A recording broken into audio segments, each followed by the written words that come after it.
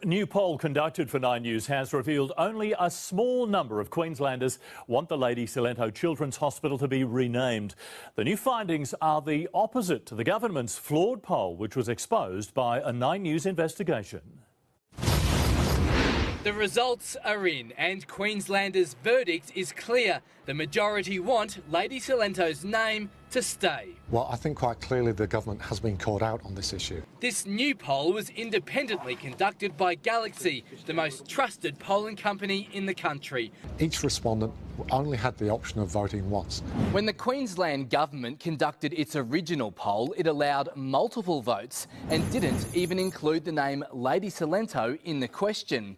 To make it fair, the Galaxy poll gave Queenslanders both choices, asking if they prefer to keep the name Lady Cilento or change the name to the Queensland Children's Hospital, with a further option of changing the name but keeping the reference to Lady Cilento, for example, the Lady Cilento Queensland Children's Hospital. We're absolutely certain that ours is the more credible set of results. So here's how Queenslanders voted. More than half want to keep the name as it is, the Lady Cilento Children's Hospital. Only 27%, or 1 in 4, said they supported the government's move to change the name to the Queensland Children's Hospital. A further 13% said change the name but keep Lady Cilento in the title, while 8% were uncommitted.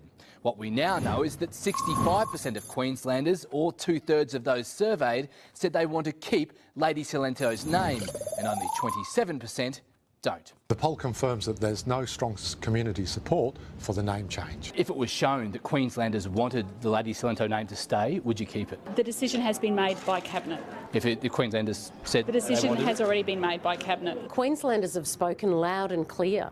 It is obvious that taxpayers don't want their money wasted on a name change.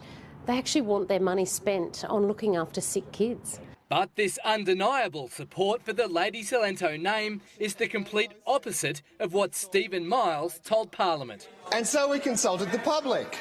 And more than 2/3 of the public, or roughly 2/3 of the public, said they supported a name change. And 9 News can also reveal that before the government's dodgy poll was conducted, Health Minister Stephen Miles predicted the flawed result. I suspect that the public will say that they would prefer their premier, Queensland's premier children's hospital, to be called the Queensland Children's Hospital. Now, following this credible Galaxy poll, it's clear the public doesn't. So we sent the results to the Health Minister this morning, requesting an interview. He declined, replying the decision was based on a number of factors, including a petition with 900 signatures of hospital staff.